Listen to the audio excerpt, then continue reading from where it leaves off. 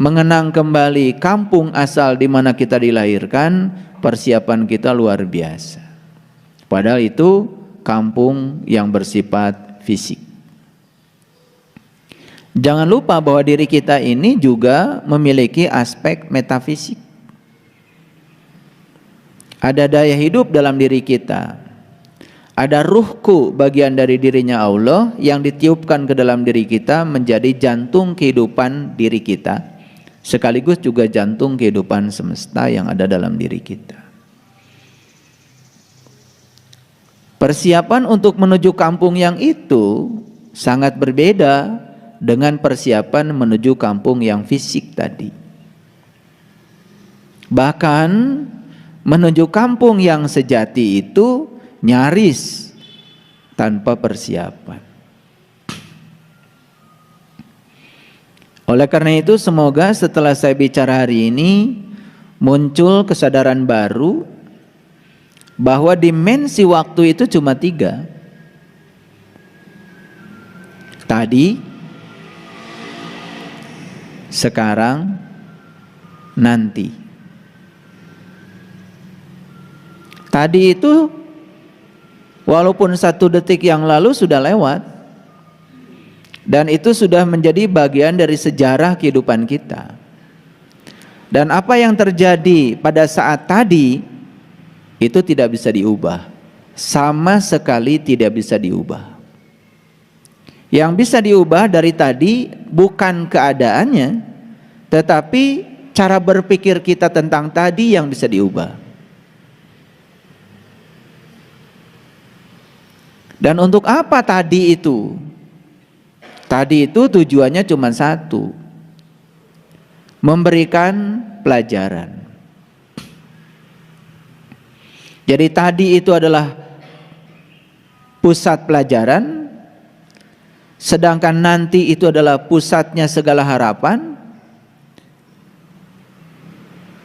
Dan kita bisa mengukir nanti menjadi lebih baik dari tadi kalau saat ini, sekarang kita melakukan sesuatu yang berarti. Makanya orang yang tidak pernah belajar dari tadi, dia melakukan tindakan saat ini tanpa refleksi dari tadi, ya jangan kecil hati kalau nanti sama dengan tadi. Itu yang disebut dengan orang yang rugi. Orang yang sama keadaannya hari ini dengan hari kemarin, itu adalah orang yang sangat merugi di dalam kehidupannya. Apalagi orang-orang yang saat ini lebih buruk dari yang kemarin. Jadi seharusnya manusia ini memiliki keistimewaan dalam hal fasilitas hidup, harusnya memiliki kesadaran yang istimewa dibandingkan dengan makhluk yang lain. Para sahabat,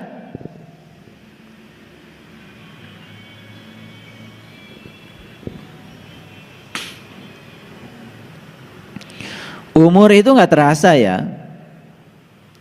10 tahun, 20 tahun, 30 tahun, 40 tahun, 50 tahun. Tahu-tahu kita sudah menjadi generasi gogo. Jadi kalau 50 kan gocap. Kalau ditambah 5, go lagi. Makanya go ini kan awalan untuk menyebut gope, gocap, goban, itu semua kepala 5. Jadi saya menyebut generasi gogo bukan berarti kematian itu miliknya generasi ini. Tetapi secara umum, ya generasi ini nih yang sangat rawan. Jadi kalau usia sudah gogo, gocap go, nah di atas 55, itu sudah masuk ruang tunggu untuk mendapatkan last call, for departure. Jadi ini harus sadar bahwa kita sudah di ruang tunggu. Jadi kalau kita naik pesawat, biasanya kan kalau sudah masuk ruang tunggu, apalagi sudah mendapatkan panggilan naik pesawat, tidak ada kesempatan lagi untuk belanja itu belanja ini. Masuk pesawat sudah go. Dan kalau saya perhatikan yang ada di ruangan ini 95% ini generasi go-go. Jadi sudah di ruang tunggu. Sebentar lagi akan mendapatkan panggilan terakhir, last call for departure, untuk pulang kampung. Entah pesawatnya Devil Airline, entah pesawatnya Heaven Airline, nggak tahu. Karena jenis pesawat yang akan membawa kita pulang kampung, tentu saja apakah bintang 2, apakah bintang 3, apakah bintang 4 atau bintang 5, sangat bergantung kepada cara hidup kita. Jadi kalau cara hidupnya sembrono, gak karu-karuan, tidak mempersiapkan diri untuk menuju itu, ya jangan kecil hati kalau pesawat yang akan membawa kita Devil Airline. Ya bintang 1 pesawatnya, karena bintangnya juga cuma 1. Makanya bintang ini kan menjadi lambang kepangkatan. Kalau jenderal itu bintang 4. Kalau letnan jenderal itu kan bintang 3. Majen bintang 2. Brigjen bintang 1. Nah di bawah itu belum jadi bintang. Nah kenapa bintang ini menjadi lambang kepangkatan? Karena bintang ini juga menjadi lambang spiritual. Nabi Ibrahim juga pertama kali ingin mencapai alam-alam yang tinggi, yang beliau saksikan kan bintang. Serta itu bulan, setelah itu matahari. Dan matahari itu sebetulnya termasuk kelompok bintang. Matahari itu bintang loh. Kenapa diberi nama matahari? Ya karena dekat dengan bumi. Yang sebangsa matahari itu banyak sekali, cuman jauh letaknya. Karena saking jauhnya, jaraknya tanpa batas, maka cahaya menuju bumi ini itu perlu waktu yang lama. Jadi belum tentu bintang yang kita saksikan saat ini itu adalah bintang yang saat ini. Itu mungkin bintang jutaan tahun yang lalu baru kita saksikan saat ini, karena perjalanan cahaya dari tempat bintang ke bumi ini kan perlu waktu. Saking jauhnya jarak antara bintang dengan bumi, terkadang kita menggunakan, tidak cukup menggunakan kilometer, tetapi menggunakan tahun cahaya. Karena cahaya itu ya memiliki kecepatan 300 juta meter per detik. Jadi 1 detik cahaya bisa menempuh jarak 300 juta meter. Kebayang? Cahaya itu larinya 1 detik saja sudah 300 juta meter. Nah sekarang kalau 1 tahun coba berapa triliun juta meter. Nah saking besarnya, maka ordenya tidak cukup menggunakan meter, apalagi kilometer, megameter, tidak cukup. Maka menggunakan tahun cahaya, saking jauhnya. Itu baru cahaya loh. Bagaimana cahaya di atas cahaya? Bermain di dimensi cahaya saja sudah sedemikian ya, luar biasanya. Bagaimana kita bermain di dimensi cahaya di atas cahaya? Nurun ala nurin. Kalau cahaya majasi ini setiap orang bisa menikmatinya. Tapi nurun ala nurin, yahdillahu linurihi mayyasha. Hanya orang-orang tertentu saja yang dibimbing Allah menuju cahaya itu. Siapa yang dibimbing Allah menuju nurun ala nurin itu? Ya tentu saja mereka yang punya kehendak. Maka mereka yang punya kehendak mencapai alam-alam yang tinggi, ya dia akan menyaksikan bintang, menyaksikan bulan, menyaksikan matahari. Dan matahari kan bintang juga. Jadi kalau di lagu Lir-Ilir itu ya ada ya penekno blimbing kui. Jadi kita ini harus memanjat pohon blimbing. Nah, pohon blimbing yang harus dipanjat tentu saja bukan pohon blimbing yang ditanam di bumi ini. Dan kita harus memanjat ketinggian sebetulnya, memanjat alam-alam yang tinggi. Nah, kenapa? Untuk apa itu? Ya supaya saat kita memasuki ruang tunggu, semoga kita dapat panggilan untuk naik pesawat yang bintang 7 lah, untuk pergi ke kampung halaman kita. Dan di situ kita akan lihat kesuksesan seseorang pada saat hidup bisa dilihat salah satunya ketika dia meninggal. Dan hanya manusia yang bisa meninggal. Tidak ada kucing mati. Kenapa tuh kucing? Barusan saja kucing saya meninggal. Anjing mati tidak pernah dibilang anjing meninggal. Kenapa? Kenapa meninggal itu hanya untuk manusia?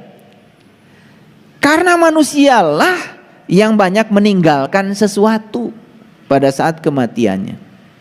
Ada yang meninggalkan kesedihan, ada yang meninggalkan kegembiraan, ada yang meninggalkan konflik, ada yang meninggalkan warisan untuk jadi konflik juga.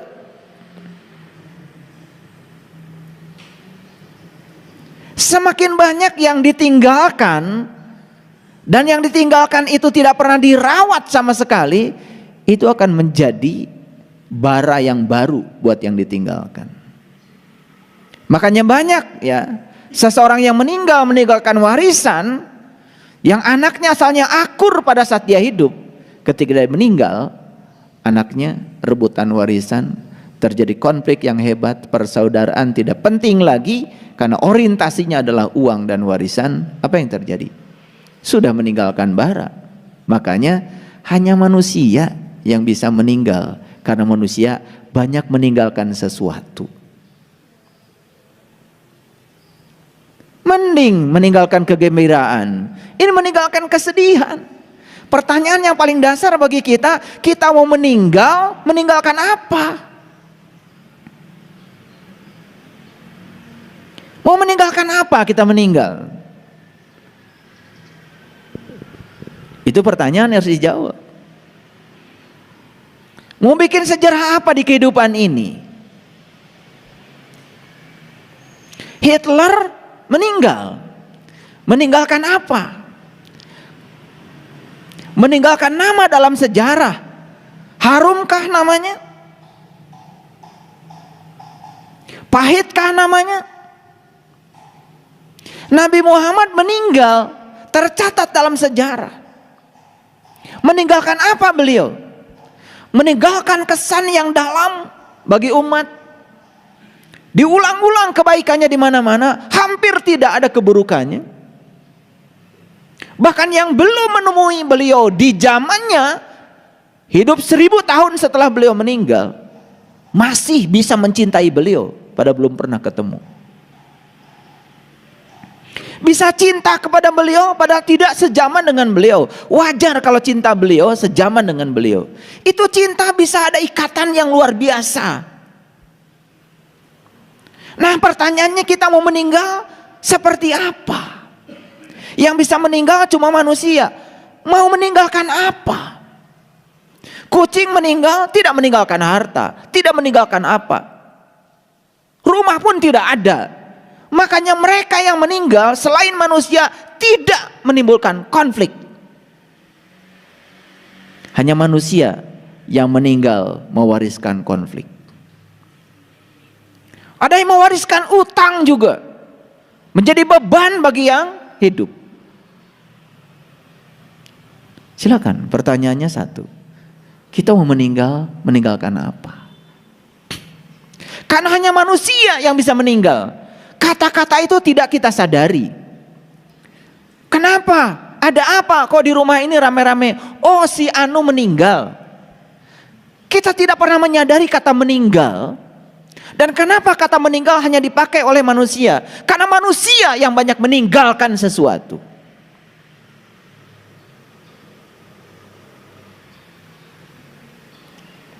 Ini penting untuk saya sampaikan. Hanya orang bodoh yang tidak membuat persiapan diri dari sekarang, bahkan hampir tidak memikirkannya, dan seakan-akan dia akan hidup kekal di sini, itu orang bodoh.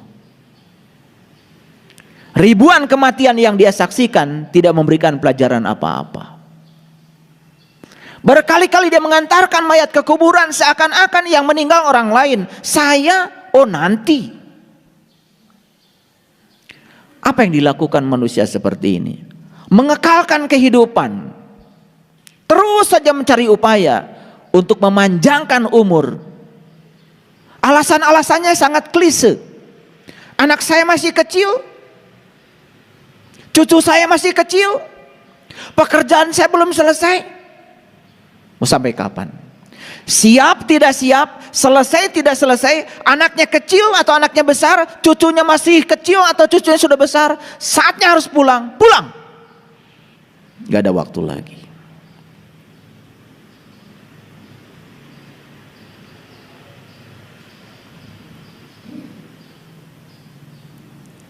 Coba perhatikan, apabila kita mau pergi liburan, pasti sudah ditentukan liburannya kemana, tujuannya mana, sudah ditentukan. Berapa lama di sana, sudah ditentukan. Berapa biaya yang dibutuhkan di sana, kita siapkan. Mau ke Bali kek, mau ke Eropa kek, mau ke mana, pasti persiapan. Tapi ada nggak sekarang orang sibuk mempersiapkan untuk sebuah kepastian yang bernama kematian? Beda persiapannya. Untuk liburan apa saja dibawa, apapun dipersiapkan. Tapi untuk kematian jarang orang menyiapkannya. Bahkan terpedaya oleh calo-calo yang sering menawarkan sesuatu yang dia sendiri belum tahu.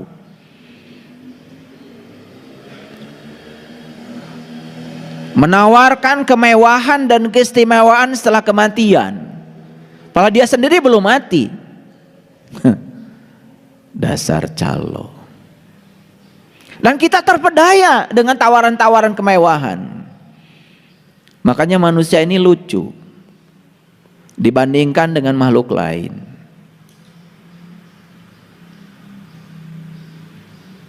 Pohon nangka di rumah saya setiap berbuah memberikan nangka.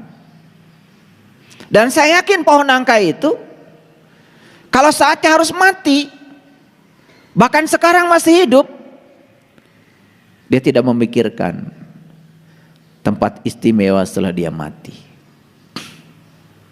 Yang suka memikirkan tempat istimewa setelah mati cuma manusia. Makanya dikit-dikit dikaitkan dengan nanti, dikit-dikit dikaitkan dengan nanti. Terus berfokus kepada tempat istimewa itu. Dan banyak yang menjanjikannya. Bahkan rela memberi tiket untuk membeli tempat istimewa itu.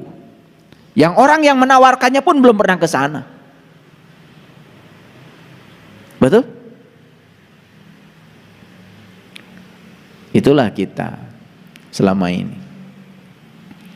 Pada jelas di Quran dikatakan surga itu di sini, saat ini, sekarang.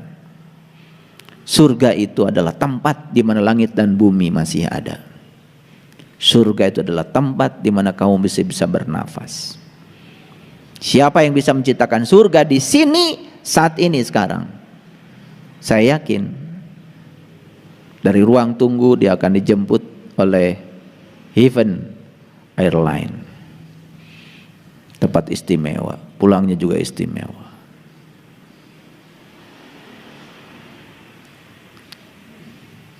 Pernahkah kita memikirkan, nanti kalau saya mati tempat yang dituju apa? Tempat yang ditujunya mana? Lalu apa bekal saya untuk di sana? Berapa lama saya di sana? Pernah nggak ada yang bertanya begitu? Pertanyaan itu hanya untuk liburan saja. Pertanyaan untuk itu hampir tidak ada. Hampir tidak ada. Makanya ada 3 pandangan manusia tentang kematian. Pandangan yang pertama, ada yang mengatakan, ya sudah, kalau sudah mati ya berakhir sampai di sini. Ada yang punya keyakinan seperti itu. Boleh? Ya boleh saja, nggak usah usil. Ada yang punya keyakinan bahwa setelah mati memasuki masa tunggu dan kemudian lahir kembali. Dan kesadaran terakhir saat dia mati akan menjadi kesadaran awal saat dia hidup. Ada. Karena dia memandang bahwa kehidupan ini adalah siklus. Boleh? Ya boleh saja, nggak ada yang larang kok. Yang penting setiap keyakinan apapun ada dasarnya, ada argumennya. Ini bukan soal benar salah, soal cocok atau tidak cocok. Saya tidak begitu suka menyebut benar salah, karena saya lebih suka menyebut cocok tidak cocok. Ya mungkin saja keyakinan pertama cocok untuk kita saat ini. Besok-besok kita mengalami dinamika, mungkin kita nggak cocok lagi dengan yang pertama. Besok-besok kok kita lari ke keyakinan yang kedua, nggak masalah, dinamika. Istiqomah dalam bahasa Islam itu bukan titik mati, bukan konsistensi. Istiqomah itu adalah dinamika. Dan banyak yang mengatakan istiqomah itu ya konsistensi. Yang konsisten itu robot. Yang konsisten itu patung. Patung Bung Karno di Bandara Soekarno-Hatta. Saat diresmikan begini telunjuknya, sampai sekarang begini, nggak berubah. Itu konsisten namanya. Makanya itulah bahayanya patung. Bukan patungnya, bukan objeknya yang haram, sifatnya.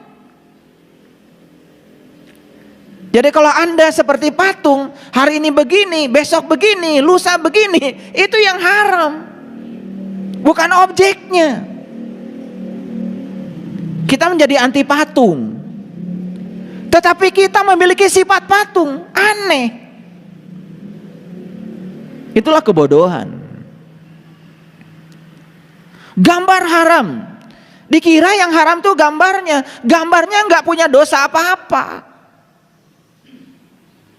Yang haram itu adalah membuat gambaran-gambaran dari segala sesuatu yang kita tidak tahu. Membuat gambaran-gambaran tentang Tuhan. Kita juga nggak kenal Tuhan. Loh, Tuhan tuh digambarkan sebagai suatu sosok. Setelah itu dikonsepsi Tuhan menurut pikiran kita. Kalau kita baik padanya, dia akan baik pada kita. Kalau kita tidak baik kepadanya, dia akan menyiksa kita, mengutuk kita. Itu konsepsi tentang Tuhan. Apakah itu Tuhan yang sebenarnya? Tapi karena konsepsi ini diulang-ulang terus menerus, maka kebohongan yang diulang-ulang terus menerus lama-kelamaan dianggap kebenaran. Itu yang berbahaya. Ada yang punya pandangan bahwa setelah mati kita akan melanjutkan kehidupan dengan tubuh baru yang kekal dan abadi.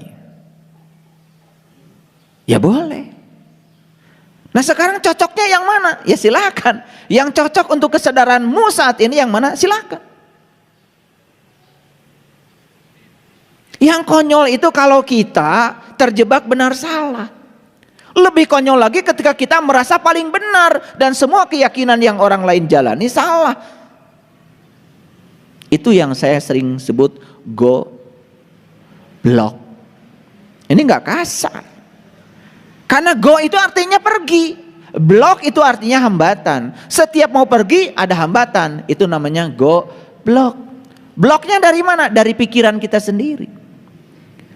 Lihat orang-orang yang semangat setelah dinasehati oleh saya, di sini nyampe ke rumah melempem lagi. Itu namanya goblok. Go-nya cuma sesaat aja di sini, nyampe di rumah ketemu blok lagi. Wah besok saya mau bisnis, semangat sangat luar biasa.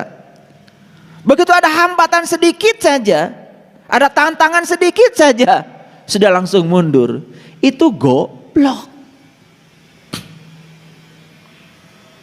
Ini bahasa Inggris loh, bukan bahasa Sunda.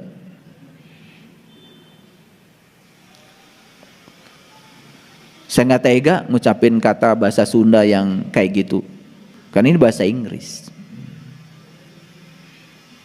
Sebutnya keren itu ya. Leluhur kita itu kalau bikin bahasa keren, cerdas.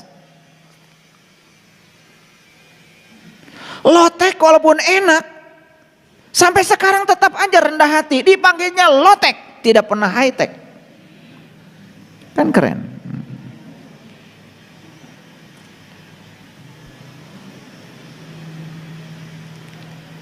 Kematian itu suatu kepastian.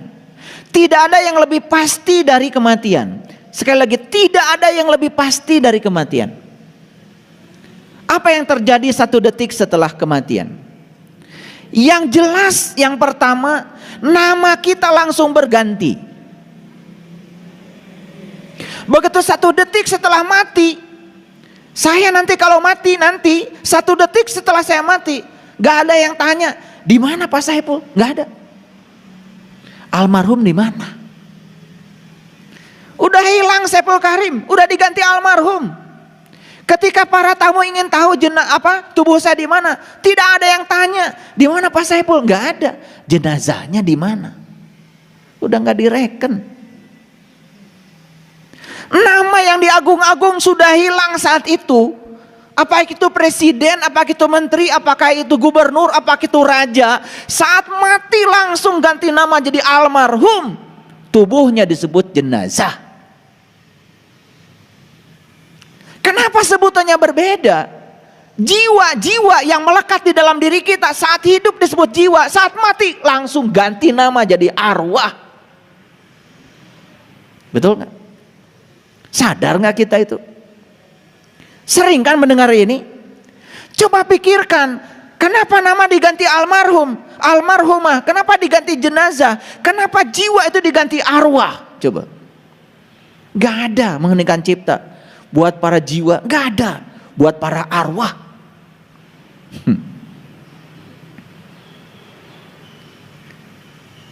Kenapa saya menceritakan hal sederhana ini? Ini kesadaran bahwa saat kita mati semuanya hilang, semuanya berubah. Semua kewajiban dunia saat kita mati selesai.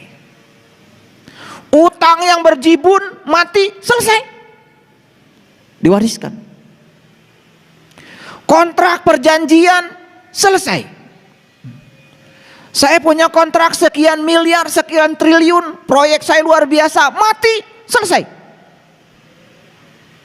Bahkan kontrak perkawinan pun selesai. Betul?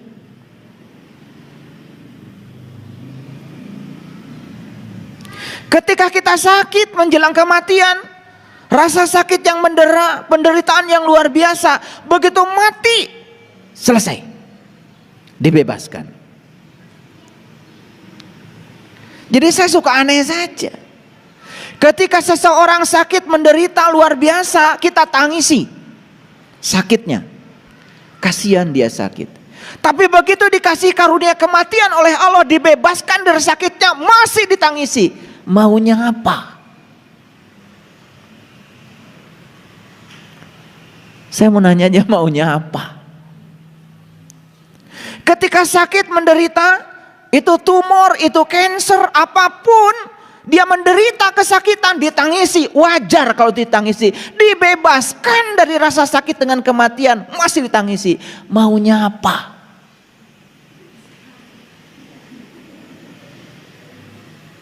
Sadar? Sadar apa tidak? Jadi maunya apa?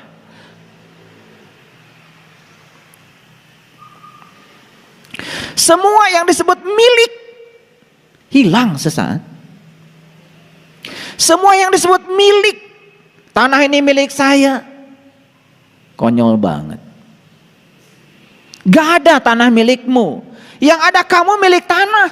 Itu yang benar.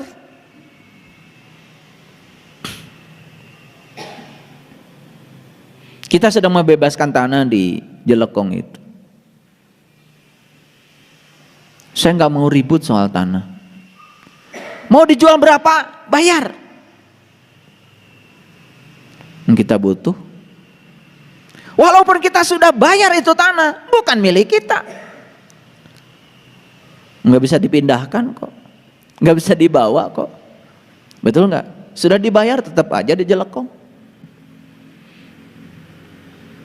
Jangan mentang-mentang karena uang kita seakan-akan itu berpindah tangan menjadi milik kita. Nggak ada. Semua yang di dunia ini hanya hak guna pakai. Walaupun ada sertifikat hak milik, itu bohong, itu kertas. Kita beli sawah 1 hektar, berapa lama sih itu milikmu? Sebatas kamu bernapas, berhenti napas, pindah tangan pada yang lain. Mana yang namanya milikmu? Apakah kata hak milik berubah ketika mati? Tidak. Itu cuma main-main basa-basi duniawi, ya memang begitu.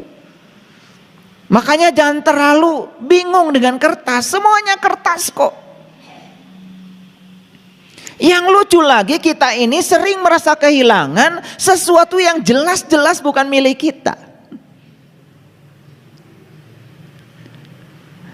Itulah kadang-kadang kebohongan yang diulang-ulang dalam sholat kita. Inna sholati wa nusuki wa mahyaya wa mamati lillahi rabbil alamin la syarikalah wa bidzalika umirtu wa ana awwalul muslimin.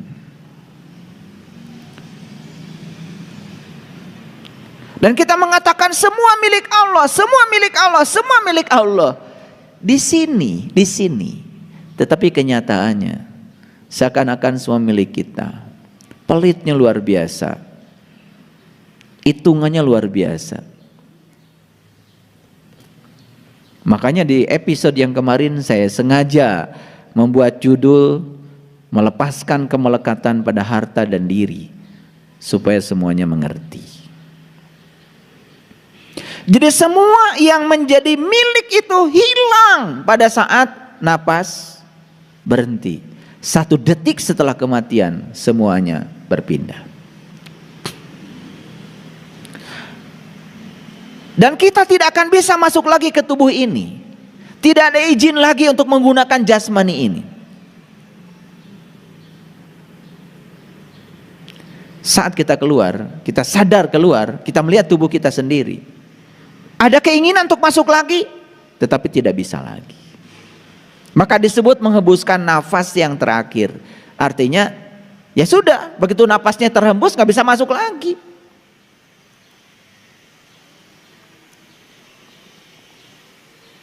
Dan saat itu kita kehilangan kontrol terhadap diri kita. Tangan tidak bisa dikontrol oleh kita lagi. Kaki nggak bisa dikontrol oleh kita lagi. Tubuh ini tidak bisa dikontrol oleh kita lagi. Kita kehilangan kontrol sama sekali saat itu. Pertanyaan sekarang, tubuh kita sekarang masih bisa dikontrol oleh kita. Digunakan apa? Mulutmu masih bisa dikontrol oleh kamu sekarang, digunakan untuk apa? Matamu masih bisa dikontrol olehmu saat ini, masih diberi kekuasaan untuk mengontrol semuanya. Dipakai apa? Telingamu masih dikontrol. Kita masih diberi kuasa untuk mengontrol semuanya. Pertanyaannya, kuasa yang Allah berikan kepada kita untuk mengontrol tubuh kita, dipakai apa? Apa ketika kalian pergi dari rumah ke sini tidak dalam kontrol? Kaki ini tidak bisa sampai di sini kalau tidak ada kontrol. Dan pada saatnya nanti semua kontrol itu akan diambil oleh Allah. Saat itu kalian kaget. Karena apa? Sesuatu terasa adanya kalau sudah hilang. HP ketika ada di tangan kita tidak terasa adanya, hilang beberapa jam atau jatuh di mana? Mulai tidak bisa menggunakan HP. Di situ kita mulai kehilangan sesuatu.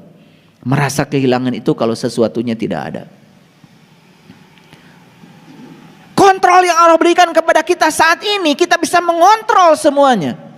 Mau meditasi? Yes. Mau sholat? Yes. Mau tidur? Yes. Mau makan? Yes. Ini kontrol yang diberikan Allah ke tangan kita, sehingga kita bisa memilah-milah makanan. Ini duri nggak boleh, ini daging boleh, ini lemak nggak boleh. Kontrol ini luar biasa. Tetapi banyak orang yang tidak sadar kalau kontrol ini luar biasa. Karena apa? Saking tidak sadarnya dengan kehidupan ini, diberi kontrol oleh Allah yang luar biasa ini, terasa seakan-akan tidak ada. Apalagi orang yang selalu berfokus kepada hari esok, berfokus kepada masa lalu, dan lupa dengan hari ini, kehilangan the power of now saat ini. Apa yang terjadi? Kehilangan kesadaran.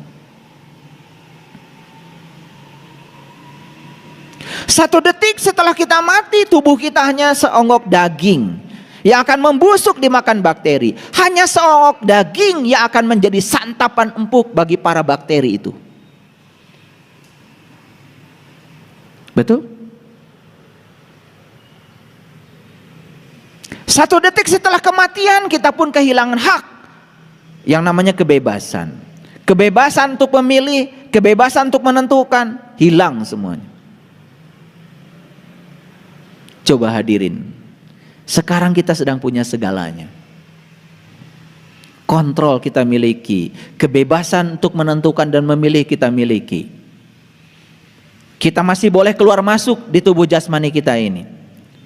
Semua yang disebut milik kita masih boleh dinikmati. Nama kita masih sama seperti yang diberikan oleh orang tua kita kepada kita. Begitu besar dan luar biasa pemberian semesta kepada kita. Nikmat Allah yang mana lagi yang mau kau dustakan?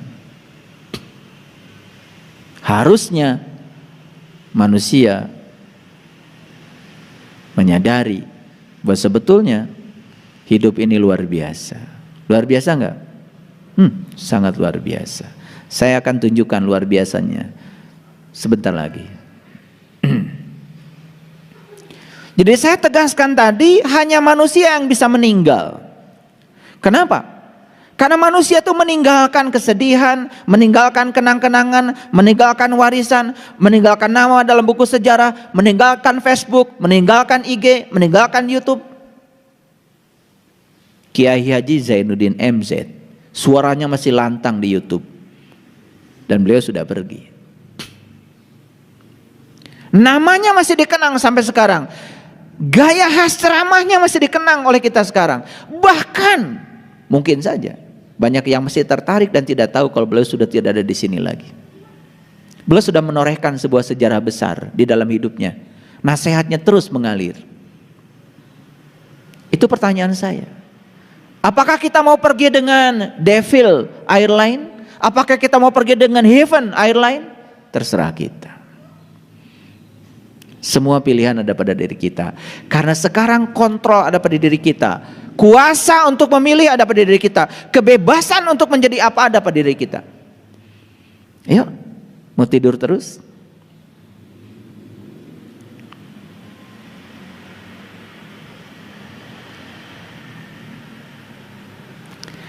Semua makhluk hidup di dunia ini hanya memiliki satu tujuan. Dan tujuan itu sama, yaitu kematian. Betul? Semua makhluk hidup di semesta ini cuma punya satu tujuan. Dan tujuan itu sama. Apa itu? Kematian. Dan tujuan manusia dilahirkan itu cuma satu. Apa? Mati. Tujuan manusia dilahirkan itu satu. Mati. Awas. Oh, kalau gitu saya nggak usah ngapa-ngapain di dunia ini, karena tujuan dari kelahiran ini adalah mati. Ya sudah, karena saya sudah lahir ke dunia ini, saya tinggal nunggu mati saja. Awas, jangan menangkap makna yang salah. Kalau tujuan dari kelahiran ini adalah mati, berarti kelahiran ini, durasi antara kelahiran dan kematian itu apa? Kalau tujuan kelahiran itu adalah mati, berarti durasi antara kelahiran dan kematian itu apa? Itu durasi untuk menyiapkan diri agar kita bisa mati. Tentu saja mati dalam pengertian bisa kembali ke tempat asal kita. Nanti saya akan tunjukkan videonya nanti supaya semuanya mengerti. Nah, kebanyakan manusia sekarang ini sibuk memperpanjang masa hidup, bukan mempersiapkan diri untuk kematian. Betul nggak? Boleh nggak minum suplemen vitamin? Boleh. Boleh nggak olahraga? Ya boleh. Tetapi jangan terus memperpanjang masa hidup, tetapi tidak mengisi kehidupan. Ngerti maksud saya? Kan ada terus memperpanjang masa hidup. Olahraga yes, hidup sehat ya, tetapi tidak bikin apa-apa dalam hidup, tidak bikin sejarah apa-apa dalam hidup. Hanya terus saja memupuk ego, hanya terus mencari tanpa membagi. Hanya mengumpulkan tanpa melepaskan. Kan banyak yang kayak gitu. Itu namanya salah arah. Jadi antara kelahiran dan kematian ini ada jeda nih, ada durasi. Untuk apa durasi ini? Durasi ini adalah untuk menyiapkan diri agar saat mati bisa pulang. Karena tujuan Allah menghadirkan kita di semesta ini kan sebetulnya untuk menjadi kepanjangan tangannya, agar kita menjadi kepanjangan tangannya untuk menyampaikan cinta kasihnya. Makanya kita diwajibkan untuk selalu mengamalkan kalimat Bismillahirrahmanirrahim atas nama Allah yang Maha Pengasih dan Maha Penyayang. Jangan lupa, Anda datang ke dunia ini atas nama Allah untuk menjadi kepanjangan tangan Allah. Kok Anda sibuk di dunia ini hanya menjadi kepanjangan tangan dari keinginan-keinginan Anda, dari ambisi Anda, dari hawa nafsu Anda, dari ketakutan Anda, rasa cemas Anda, bukan atas nama Allah. Makanya saya yakinkan pada semuanya, siapapun yang hidupnya tidak didrive oleh Allah, tidak sadar yang mendrive dia adalah Allah, dia didrive oleh kesibukannya sendiri, ambisinya sendiri, keinginan-keinginan sendiri, pasti menderita, salah jalan. Lah kenapa ketika dia itu hidup tidak atas nama Allah menderita? Memang Allah yang menghukum? Tidak. Penderitaan itu hanya Allah mengingatkan, kalau kamu terlalu jauh berjalan dari diriku. Gitu aja kok. Bukan soal salah benar, itu bukan azab, itu bukan ujian. Nggak ada kerjaan Allah ngasih ujian. Yang suka ngasih ujian tuh dosen, guru. Allah nggak pernah ngasih ujian. Salah tuh yang suka bilang Allah ngasih ujian. Kenapa nih kehidupan? Oh, saya sedang diuji oleh Allah. Enak aja, kapan daftarnya? Emang perguruan tinggi apa pakai ujian segala? Nggak pernah Allah tuh nguji-nguji kayak gitu. Nggak ada kerjaan.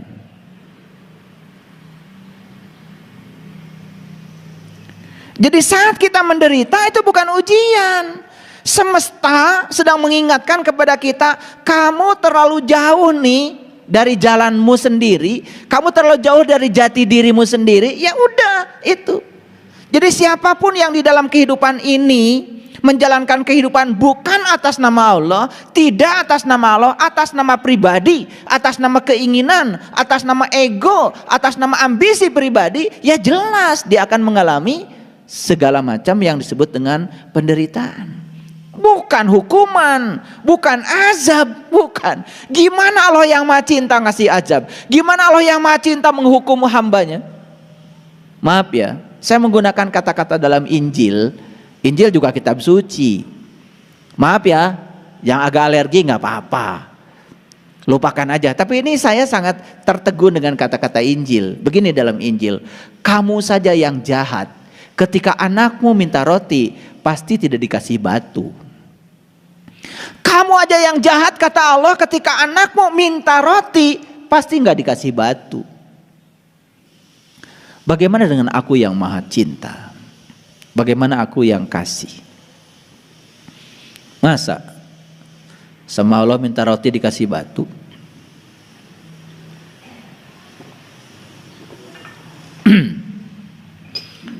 Masa minta uang dikasih ular?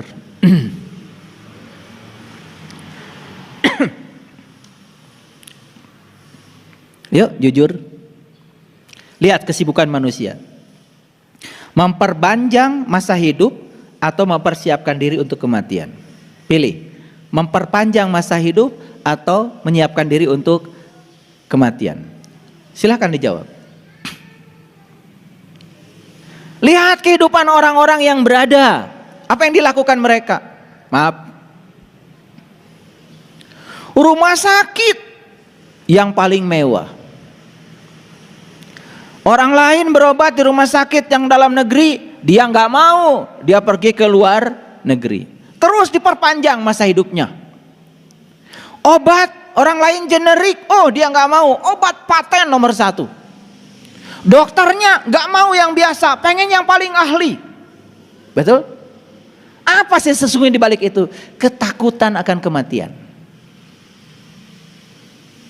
Semua yang sibuk memperpanjang masa hidup, sebetulnya dirinya itu takut dengan kematian. Kenapa takut dengan kematian? Karena belum siap. Karena dia tidak pernah mempersiapkan untuk kematian. Ini saya yakinkan ya pada kalian. Orang yang setiap saat hidupnya baik-baik saja, membahagikan orang, punya uang bantu orang, punya ilmu bantu orang, tidak pernah pelit, di sini saat ini sekarang selalu hadir, tidak pernah menunda ketika dia mau melakukan kebaikan, tidak direcokin oleh pikirannya. Saya yakin orang kayak gini tidak takut mati. Orang yang terus memperpanjang masa hidup, sebetulnya dia sedang membungkus ketakutan akan kematiannya karena belum siap. Yang dia lakukan apa? Merampok duit orang, merampok duit negara, mengumpulkan kekayaan sebanyak-banyaknya. Jika perlu dimanipulasi, duit yang haram kemudian dibelikan seakan-akan hasil bisnis. Namanya pencucian uang. Boleh dia gaya-gayaan, pencitraan, pakai dasi kemana-mana dengan mobil mewahnya, tapi hati kecilnya tidak bisa dibohongi. Pasti sieun tah modar.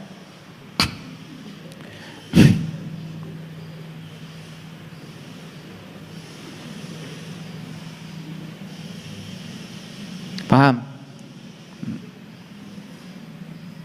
Biar ngerti. Pakai bahasa Sunda, asli itu bahasa Sunda. 99% pelajaran agama isinya itu cara menjalani hidup supaya bisa mati. Bukan cara hidup di surga.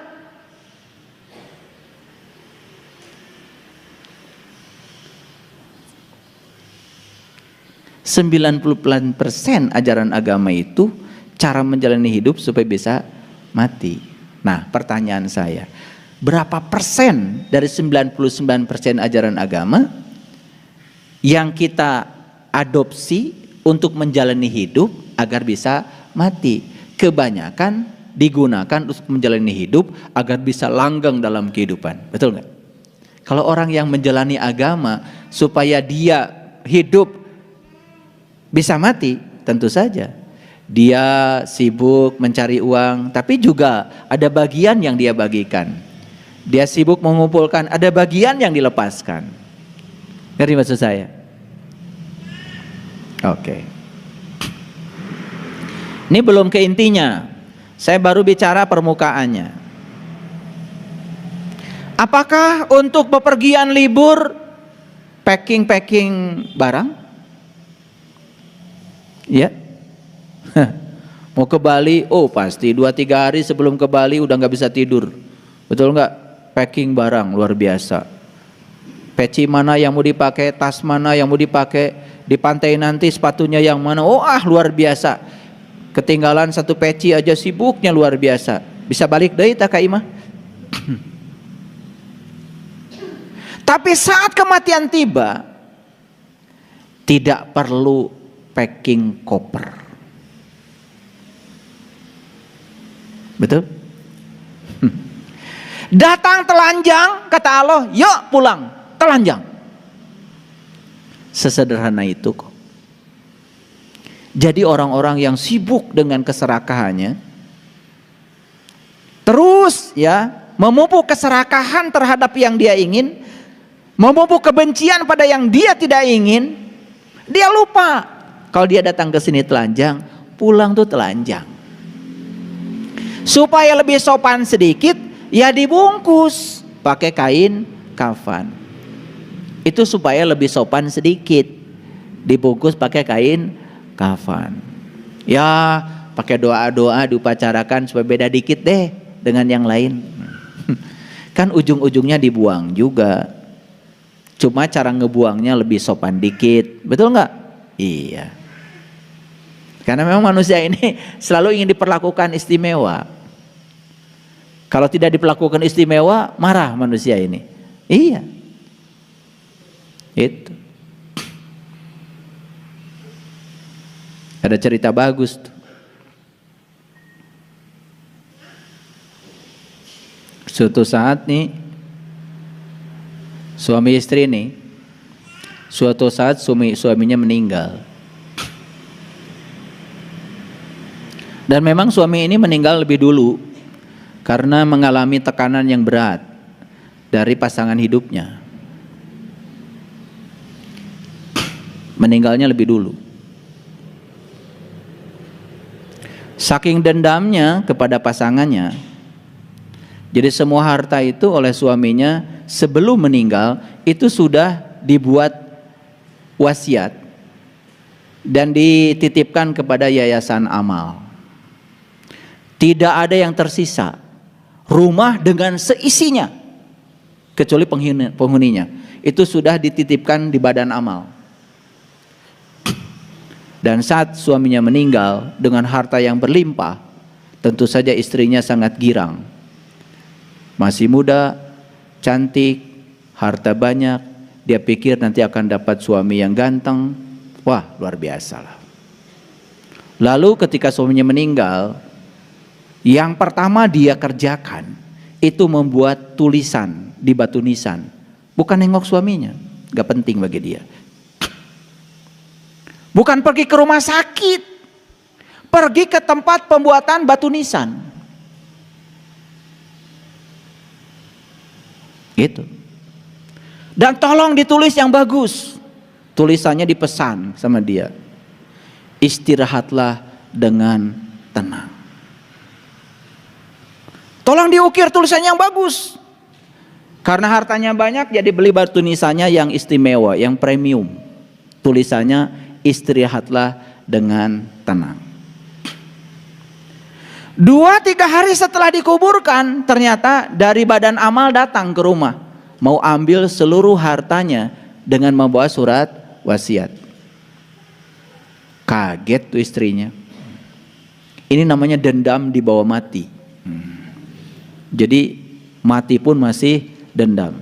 Jadi suaminya sudah bilang dalam hatinya, entar lo ketika gue mati sengsara lo. Itu dendam di bawah mati namanya. Ini mungkin nggak kejadian ini? Mungkin. Tapi ini sebetulnya cerita bohong. Begitu dari badan amal datang, rumah disita, mobil disita, sawah disita, emas, perhiasan semua disita, bahkan isi rumah, sendok, piring, semua untuk yayasan amal. Kaget tuh istrinya. Kurang ajar nih suami saya. Apa yang terjadi? Dia pergi lagi ke tukang batu nisan. Tolong, katanya, tulisan yang kemarin belum selesai. Bu, saya seumur-umur kerja di batu nisan ini, kalau tulisan di batu nisan ya cukup begini, Bu. Istirahatlah dengan tenang. Mau ditambahkan apa lagi? Tambah 1 kalimat lagi, dipanjangkan. Sampai aku datang.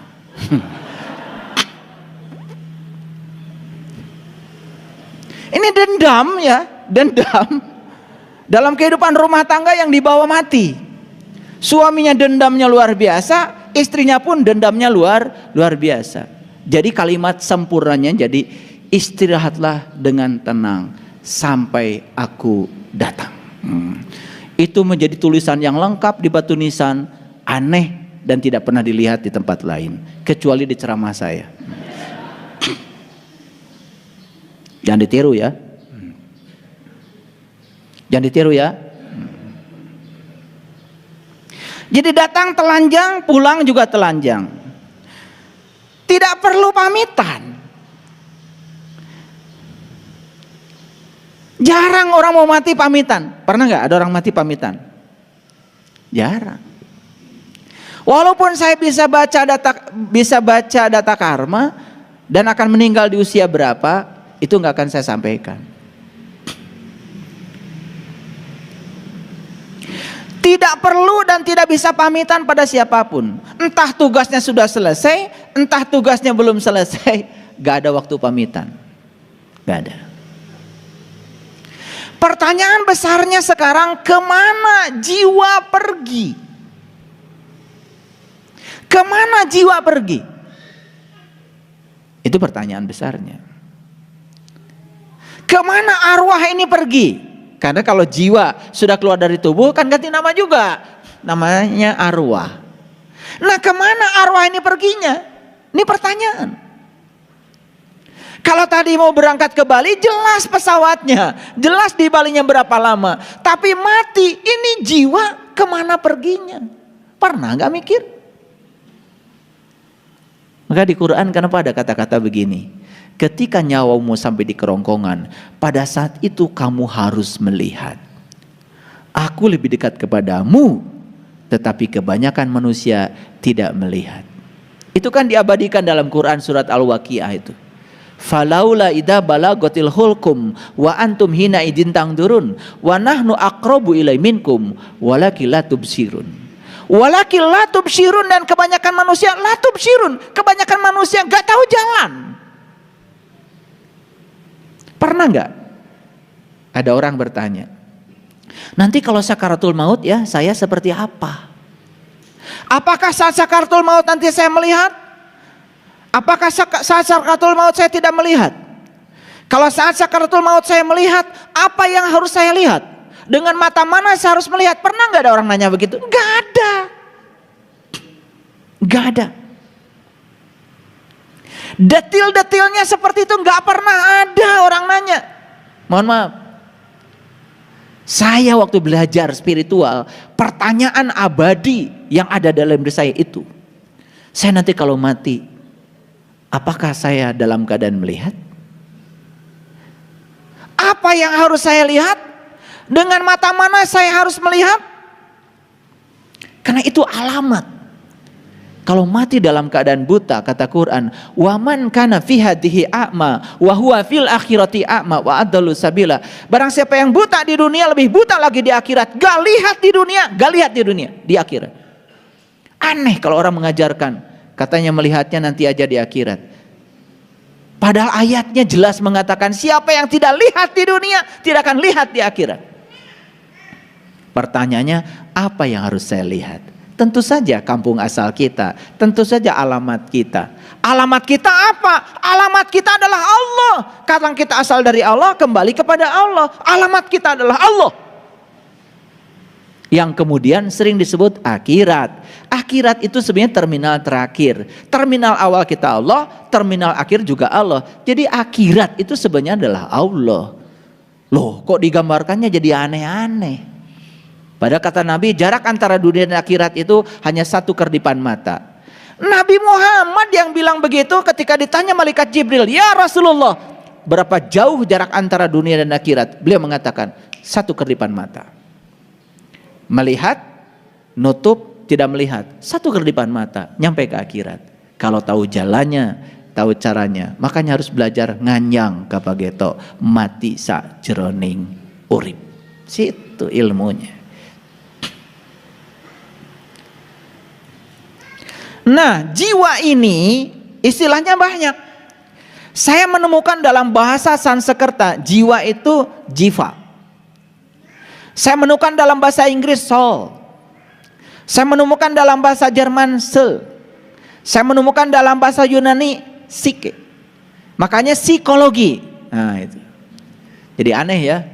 Ada ilmu tentang jiwa, ada dokter jiwa, ada rumah sakit jiwa, padahal jiwa teka tingali.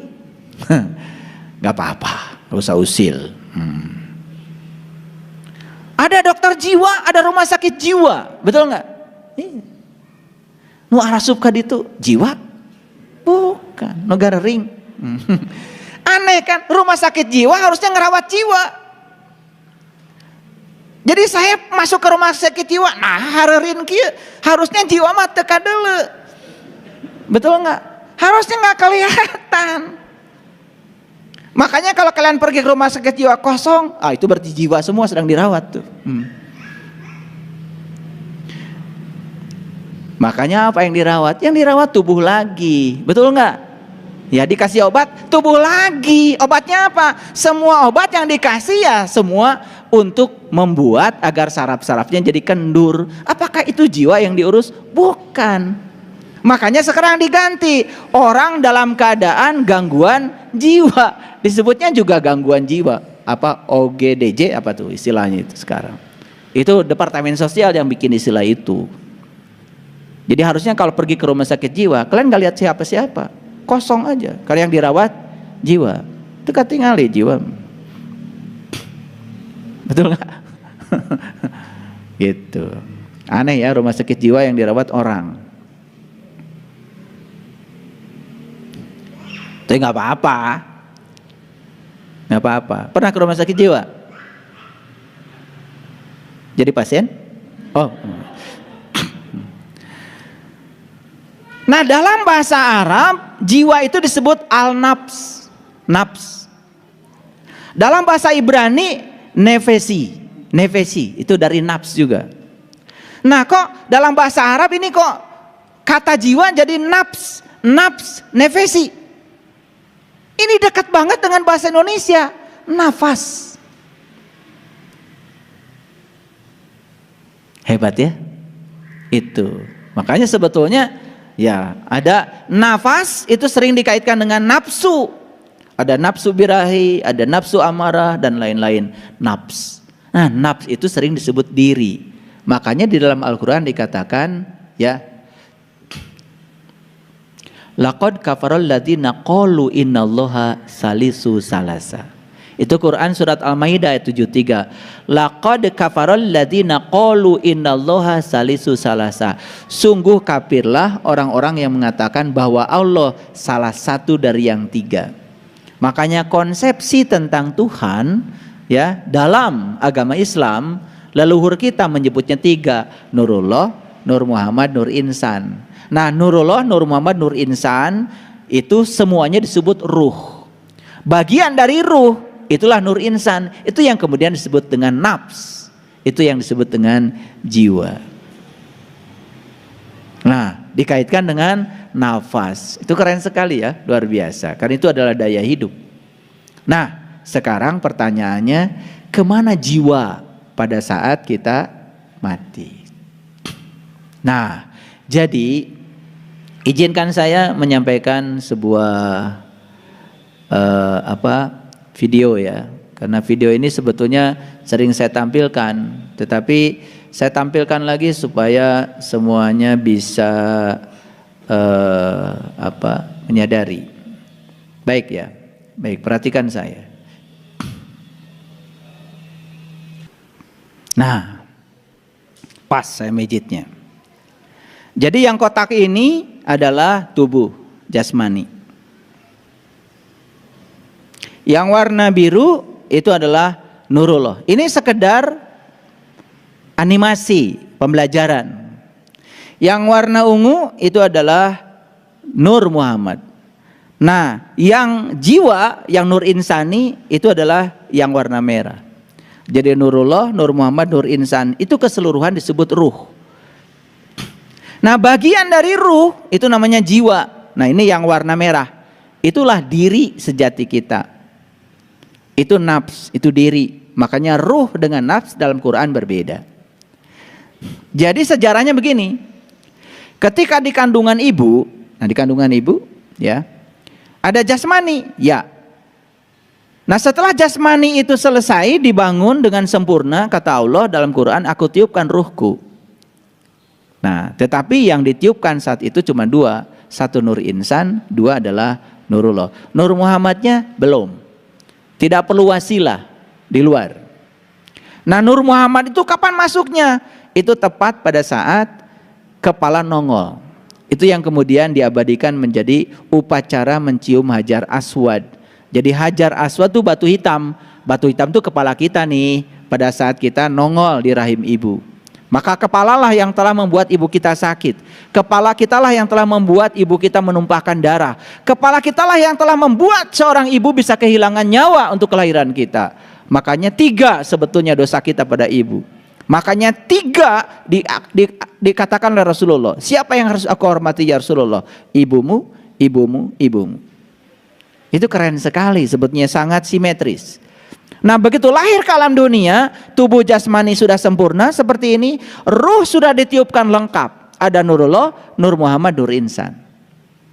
Nah, pada saat kita tidur seperti ini, nah, Nur Insan tuh keluar. Makanya tidur suka mimpi, bukan? Oke. Saya akan cerita mimpi hari ini, ya. Semoga waktunya cukup. Tapi akan saya ceritakan secara saintifik. Nah, Nurullah dan Nur Muhammad tinggal di dalam diri, tinggal dalam diri. Makanya hati-hati kalau tidur. Makanya begitu bangun dari tidur ya bersyukur, ya Nur Insan balik lagi. Kalau tidak balik lagi ya itu ya kehilangan sukma. Jadi walaupun bernapas, kalau kehilangan Nur Insan ya tidak menjalani kehidupan. Nah, makanya ketika sudah bangun, Nur Insan balik lagi. Nah, ketika mati, nah ini mati. Kalau mati dalam keadaan tidak tahu jalan pulang, Nur Insan ini ditinggalkan dalam tubuh. Nurullah dan Nur Muhammadnya keluar. Nah, inilah mati dalam keadaan yang sangat mengerikan. Nah, ketika kita mati harusnya begini. Nurullah, Nur Muhammad, Nur Insan gumulung meninggal. Keluar semuanya. Sehingga tubuh ini kosong. Nah, tubuh yang telah berhasil mengantarkan ketiganya menjadi gumulung manunggal, innalillah wa inna ilaihi rajiun, tubuh ini diterima dengan senang hati oleh bumi. Maka tubuhnya itu tidak lama di bumi. Hanya 40 hari sudah diterima oleh bumi. Nah, itu namanya mulih kajati mulang ke asal. Nah, sempurnalah kembali ke alam asal. Nah, inilah yang disebut dengan keabadian. Gitu. Nah, semua manusia itu ingin agar dia bisa mencapai keabadian yang semacam ini. Nah, tetapi banyak yang tidak tahu caranya. Disitulah perlu bimbingan seorang guru. Guru yang sudah mursyid tentu saja. Guru yang sudah mengalami. Bukan orang yang mengajarkan kita nyebrang ke laut sementara dia sendiri belum pernah nyebrang laut. Ya, tetapi kok banyak yang percaya ya sama dia. Luar biasa. Ya, saya sering mengatakan kalau calo itu nggak pernah tahu tempat yang dituju. Jangan dikira loh di Cicahem calo yang bilang Garut pernah ke Garut. Mungkin belum pernah ke Garut. Tapi selalu ngajak kita ke Garut. Bahkan menunjukkan ini bis ke Garut. Padahal dia belum pernah ke Garut. Mungkin namanya juga calo. Paham ya? Nah, kita balik lagi ke sini. Jadi kemana jiwa itu pergi? Tentu saja jiwa itu menyatu kembali ke alam asalnya. Memenuhi ayat innalillah wa inna ilaihi rajiun. Kembali ke kekosongan kembali. Bisa mengerti? Oke, kita lanjutkan. Nah, gimana caranya supaya jiwa itu tahu tempat asalnya? Disitulah kita harus latihan mati selagi hidup. Nah, itulah pentingnya kita latihan mati selagi hidup. Gitu. Baik para sahabat. Ini episode yang berbeda. Saya akan cerita tentang kematian secara utuh sekarang. Kematian itu sesungguhnya adalah pengingat. Ulangi, kematian itu sesungguhnya adalah pengingat. Mengapa begitu? Kematian itu selalu dekat. Dan kematian itu persis seperti bayangan kita. Iya. Pernah gak kita berpisah dengan bayangan? Gak pernah. Nah, kematian itu dekatnya dengan kita seperti bayangan dengan kita itu. Kematian itu. Cuman kita mungkin tidak menyadarinya. Tetapi kematian itu mengikuti terus dari saat pertama hidup sampai hingga terakhir. Makanya kematian tidak memandang usia. Oh, kematian hanya untuk gogo tadi. Ya, memang kebanyakan sih di usia itu. Karena tubuh tidak layak pakai lagi. Gitu. Tetapi kan ada juga bayi mati. Ada juga orang yang usianya belasan tahun meninggal. Ada juga umur likuran meninggal, kan gitu. Ya. Jadi tidak memandang usia. Nah, kematian itu adalah proses, sebagaimana hidup adalah proses. Dan mereka berjalan bersama. Jadi kematian dan kehidupan itu bukan sesuatu yang terpisah. Persis seperti dua roda yang bergerak membawa itu, gerobak. Coba, gerobak yang ditarik oleh delman. Kalau rodanya cuma satu, nggak jalan. Karena rodanya dua, jalan. Nah, kehidupan dan kematian itu seperti itu, ya, berjalan beriringan seperti dua roda yang menggerakkan delman. Jadi bergeraknya delman karena ada dua roda. Tidak ada kematian kalau tidak ada kehidupan. Tidak ada kehidupan kalau tidak ada kematian. Jadi kematian dan kehidupan itu seperti kita dengan bayangan. Jadi pahami bahwa sebetulnya kematian itu bukan sesuatu yang terpisah dari kehidupan. Lihat saya semuanya. Sekarang saya sedang bernapas. Napas itu cuma dua, masuk dan keluar. Masuk dan keluar. Saat napas masuk saya hidup. Saat napas keluar saya mati. Saat napas masuk saya hidup. Saat napas keluar saya mati. Jadi sebetulnya sekarang kalau disadari, kita ini sudah mengalami hidup mati, hidup mati, hidup mati terus menerus. Sehingga saat kita keluar napas gak masuk lagi, disebutlah napas yang terakhir. Makanya orang meninggal sering disebut telah menghembuskan napas yang terakhir. Artinya napas keluar gak balik lagi. Kemana napas ini? Bukankah ke sini? Kemana napas ini? Bukankah ke sini? Ke sini. Udah gitu aja. Mati cuma begitu kok. Napas ke sini nggak balik lagi. Kemana napas? Ya ke sini. Gitu aja. Pikirkan. Disitulah kita harus tahu dan sadar. Orang yang mengatakan Allah itu sebagai sosok yang ada di langit, gak masuk akal. Bagaimana belum bisa menjangkau? Tuh di sudut sana.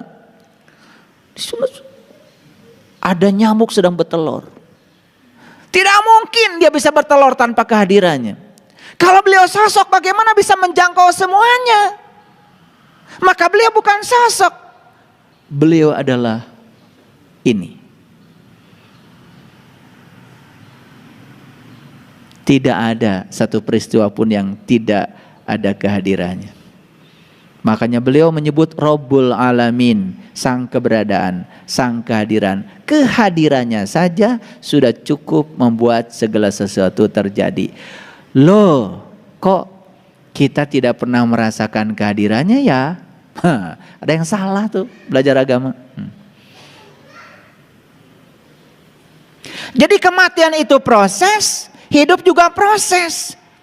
Nah, kematian dan kehidupan berjalan bersama seperti dua roda yang membawa delman. Dan delman tidak akan bergerak kalau cuma satu roda. Jadi kehidupan dan kematian itu sebetulnya ada sekarang bersama kita. Ya, buktinya napas kita.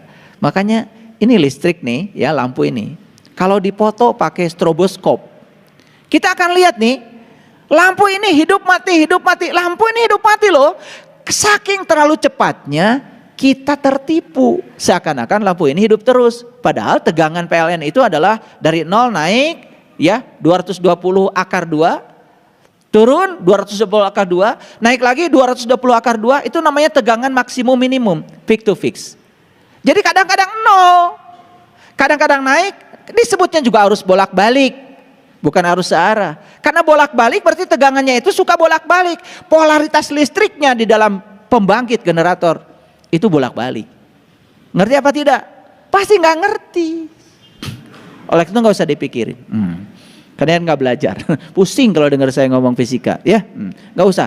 Pokoknya saya yakinkan kalau listrik ini hidup mati. Cuman frekuensinya 50 Hz di Indonesia. Di Amerika lebih keren lagi, frekuensinya 60 Hz.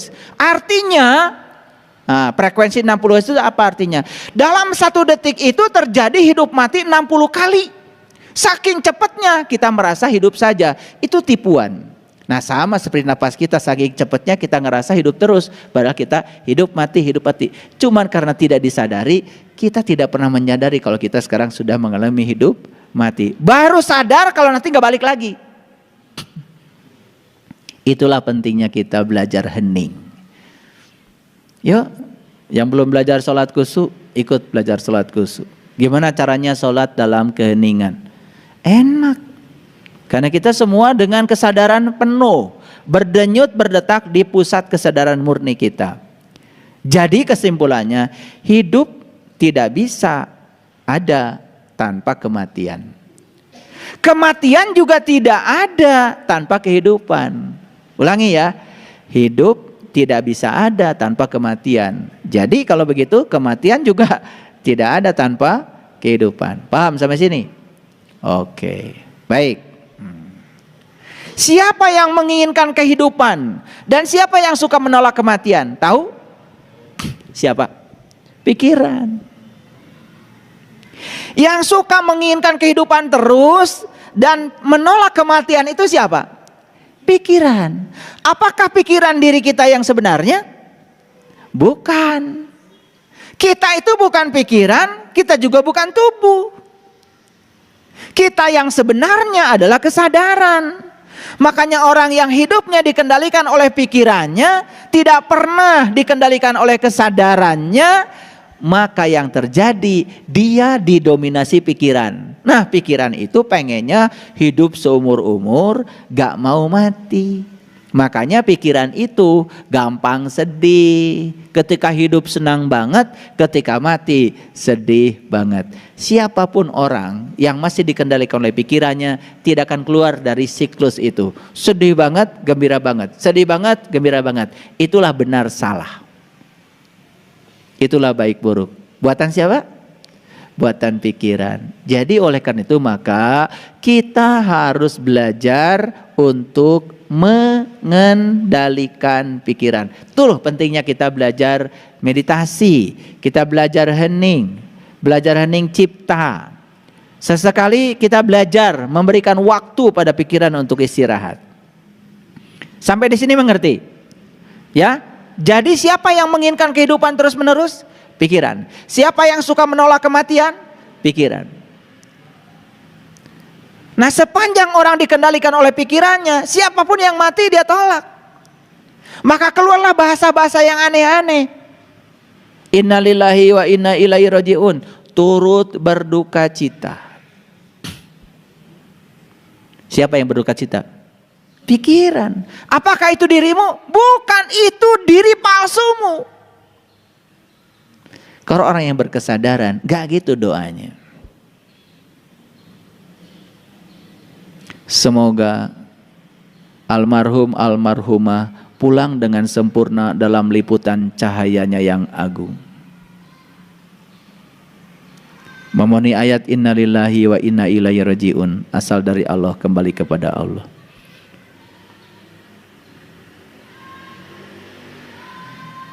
Jadi orang yang cerdas itu cara berdoanya juga beda. Nah, kalau orang yang suka ngikut-ngikuti, pokoknya asal ada doa kematian panjang dikit, apalagi banyak tulisan Arabnya, pasti itu di-share. Saya udah tahu sifat kalian. Panjang, ada Arabnya, pasti di-share. Padahal nggak ngerti. Betul apa tidak? Iya. Ngaku aja, nggak apa-apa. Nah, ketika seseorang itu menolak kematian, berarti dia sedang bertentangan dengan hukum alam.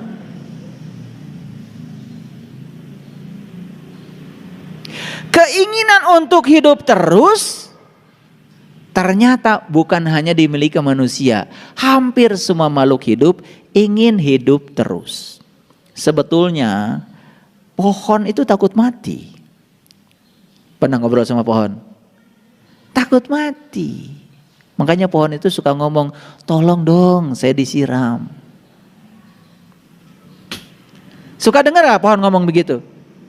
Suka dengar gak pohon ngomong begitu? Enggak. Budek berarti. Pohon itu suka ngomong, tapi bahasanya pakai bahasa pohon. Ngerti bahasa pohon?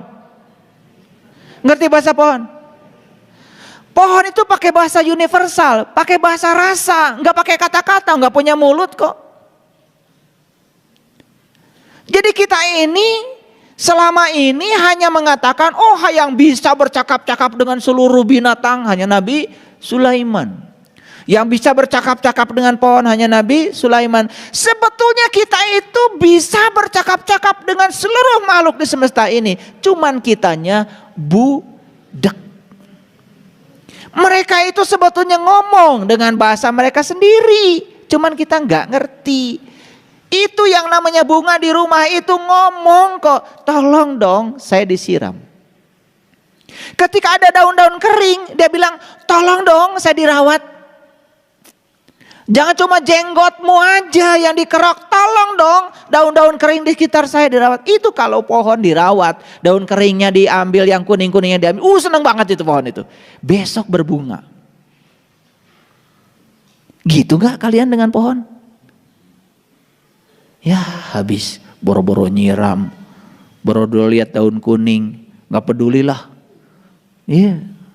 Upil di mata aja gak pernah dibersihin. Makanya saya yakin itu ngurus tubuh aja gak rajin, boro-boro ngurus pohon. Itu sudah hukum alam itu ya. Jadi kalau orang di rumahnya pohon mati, ya udah lihat aja dari penampilannya ya. Kalau jalannya jadi seret, pasti pohon mati.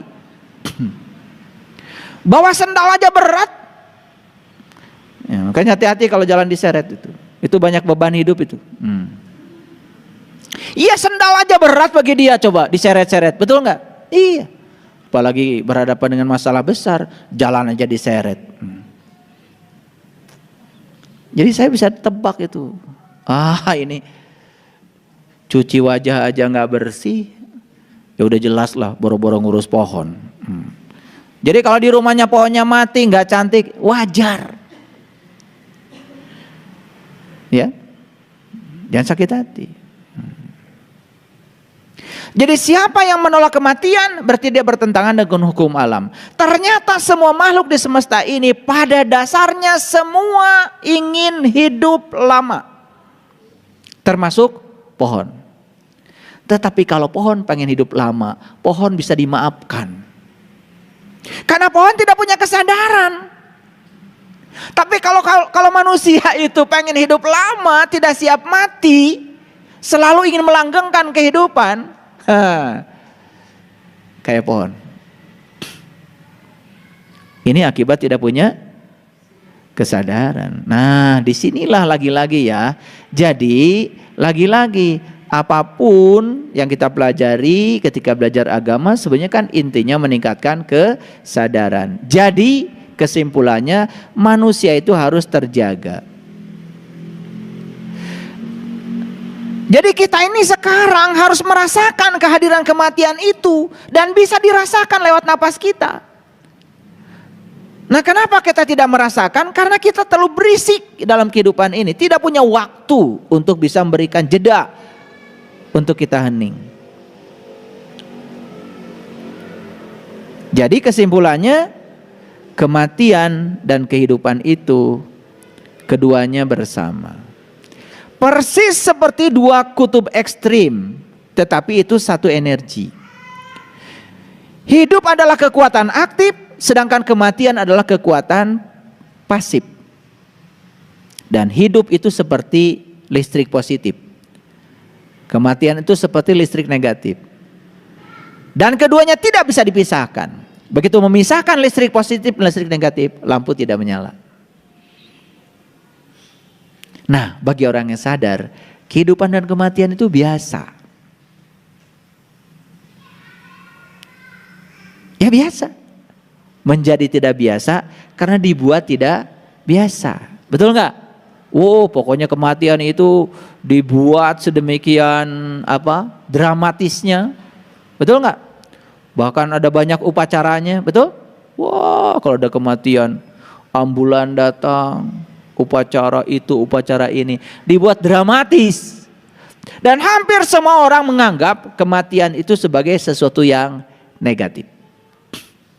Jarang memandang kematian sebagai sesuatu yang positif. Disitulah perlu belajar agama supaya kita bisa memandang kematian itu sebetulnya adalah hal positif. Nah, oleh karena itu setelah dapat ceramah dari saya ini, kita menjadi tidak takut mati lagi. Nah, biasanya kalau dengerin khutbah kematian seperti ini, bergetar nggak? Bergetar nggak? Ada nggak dalam diri sekarang takut akan kematian? Ada? Awas, hati-hati ya. Takut kematian tidak akan membantu kita untuk mati pulang kepada Allah. Jangan takut. Orang yang takut kematian itu karena masih ingin hidup lama, berarti dia masih menolak. Apapun yang kita takuti berarti kita masih menolak. Hati-hati ya. Nah, sekarang mari kita sadari dan kita pahami bahwa kematian akan terjadi setiap saat. Bahkan mungkin sesaat lagi kita akan mati. Nah, kesadaran ini akan membantu kita menjalani momen saat ini di sini sedalam mungkin. Makanya orang-orang yang selalu berfokus pada saat ini, di sini, sekarang, memahami the power of now, memahami kekuatan saat ini, maka dia akan berada dalam keadaan damai. Tidak takut kehidupan, tidak takut kematian. Itu poinnya. Nggak tahu bisa nangkap nggak poin saya? Oke, ya. Nah, jadi kematian ini bisa memotong ya akar kehidupan tanpa memberitahu, tanpa isyarat. Pokoknya aku akan datang, kata kematian. Tetapi bagi orang yang sadar, selalu hadir di sini saat ini sekarang, tidak menjadi masalah. Nah, ini titik berat saya hari ini. Perhatikan, kita hanya akan tahu kematian itu datang ketika itu terjadi. Nah, kematian bukanlah penderitaan besar. Penderitaan besar justru saat kita punya peluang dan kesempatan, kita tidak benar-benar hidup dan terus menunda segala sesuatu. Ayo lihat saya semuanya. Kematian bukan penderitaan besar. Penderitaan yang paling besar justru kita menyia-nyiakan kehidupan. Catat. Jadi walaupun kita harus menyiapkan kematian, tidak usah berfokus pada kematian, berfokus saja kepada kehidupan. Karena kalau hidup kita sudah kita isi dengan sebaik-baiknya, ya sudah, kita juga akan mati dengan sebaik-baiknya. Jadi oleh karena itu, penderitaan yang terbesar bukanlah kematian, tapi penderitaan yang paling besar adalah menyia-nyiakan kehidupan dan selalu menunda. Jadi peluang dan kesempatan yang kita miliki sekarang ini selalu ditunda. Yuk sekarang saya nanya, para sahabat, apakah para sahabat sekarang bisa berbuat baik? Adakah peluang sekarang di tangan kita, kesempatan untuk berbuat baik? Tetapi apakah kita melakukannya? Itu penderitaan yang paling besar. Jadi penderitaan yang paling besar itu menunda. Menunda padahal saat ini kita punya peluang dan kesempatan untuk bisa melakukannya, dan Allah sedang memberikan kontrol kepada kita untuk melakukannya. Kita tidak melakukannya.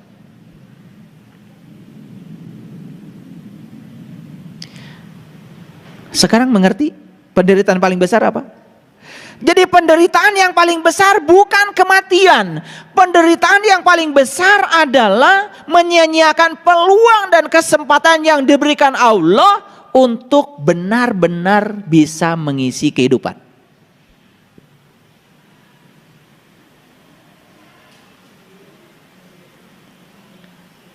Ayo, Betul nggak kita sering menunda?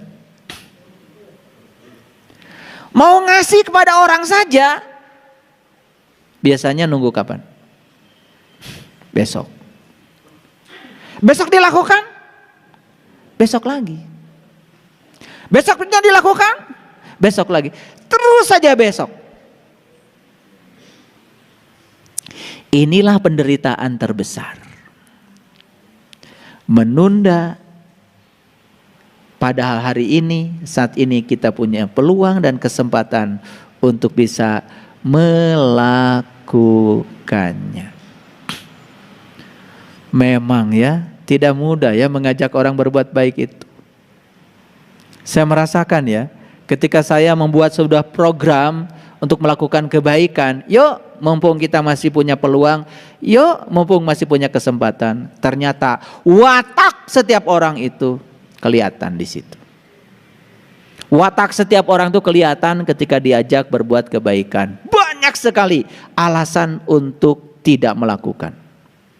Mencari kata-kata yang indah untuk tidak melakukan. Bahkan mencari pembenaran untuk mensahkan kalau tidak melakukan benar. Itu umumnya manusia.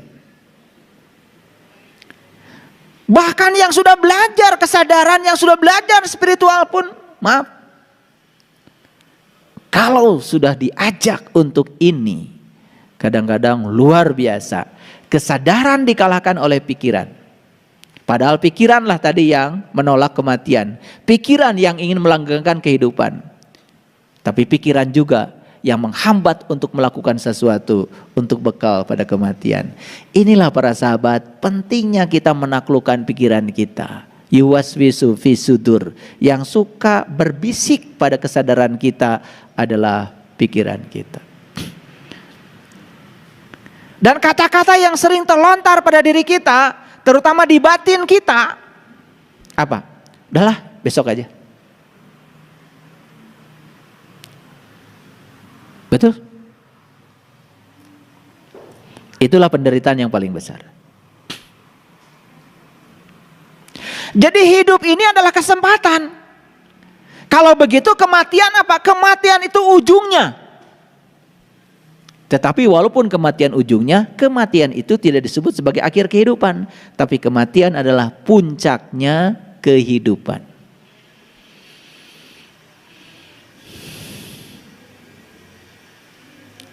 Jadi jika kita memahami kematian, hidup akan menjadi intens. Di situ akan lahir yang namanya totalitas.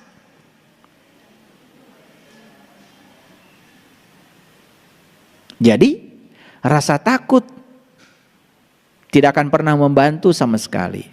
Karena ketakutan justru akan mengaburkan pikiran. Tidak pernah ada pemahaman yang lahir dari rasa takut. Ini agak berat kata-kata saya. Tidak pernah ada pemahaman yang lahir dari rasa takut. Jadi orang yang takut akan kematian, justru rasa takutnya menghalangi pemahaman dia tentang kematian itu sendiri. Jadi ketika dia tidak paham kematian itu apa yang terjadi? Yang terjadi semakin takut akan kematian. Maka akan semakin mengaburkan pikirannya. Pemahaman tentang kematian tidak akan bisa dicapai. Jadi para sahabat, kapanpun kita merasa takut, itu adalah kesempatan yang luar biasa untuk memahami bahwa hidup itu adalah sesaat. Makanya hidup itu sering digambarkan seperti bunga. Tahu bunga? Bunga cantiknya berapa lama? Sebentar. Tetapi walaupun sebentar kan cantik. Bunga itu hanya sebentar harumnya. Tapi walaupun cuma sebentar kan harum. Gak apa-apa kehidupan kita sebentar. Yang penting cantik dan harum.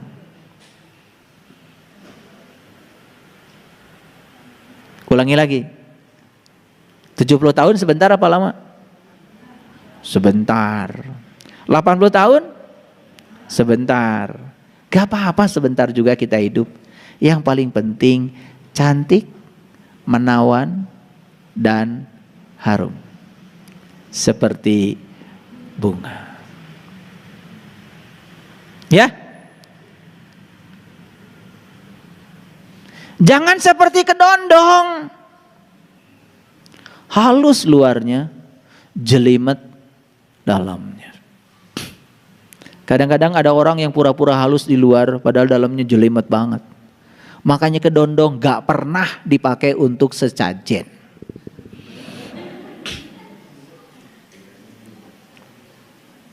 Sesajen itu anggur, halus luarnya, manis dalamnya. Apel, halus luarnya, manis dalamnya. Pisang. Coba perhatikan sesajen yang diajarkan leluhur kita itu. Keren sebetulnya. Gak pernah kedondong jadi bahan sesajen. Lihat pergi ke Bali, gak pernah lihat kedondong jadi bahan sesajen. Sesajen kalau gak bunga, pasti buah. Buah yang dipilih adalah halus luarnya, manis dalamnya. Paling banter sesajen itu serikaya. Serikaya masih masuk buah sesajen. Kenapa? Walaupun keras kulitnya, tapi serikaya lembut dalamnya. Ini udah keras luarnya, keras dalamnya. Dondong aja, lembut luarnya, jelimet dalamnya, gak masuk. Ini yang keras luarnya, pahit dalamnya, wah itu gak masuk sesajen. Makanya orang-orang maaf, sudah penampilannya seronok, gak terlalu ganteng. Saya gak bilang jelek ya, gak terlalu cantik. Saya nggak bilang jelek ya. Luarnya model gitu, dalamnya jelimet, pahit. Orang yang model kayak gini dipakai tumbal aja nggak mau setan.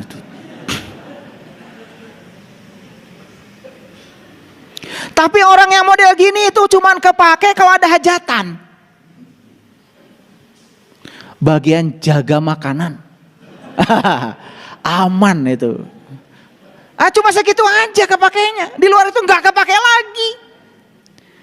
Dipakai tumbal aja, setan gak demen. Sok atuh. Sudah kurang ganteng, kurang cantik, dalamnya juga rusak, jiwanya kotor, pikirannya amburadul. Duh, dipakai tumbal aja setan gak mau. Sadaqallahul adzim, barakallahu li wa lakum. Assalamualaikum warahmatullahi wabarakatuh.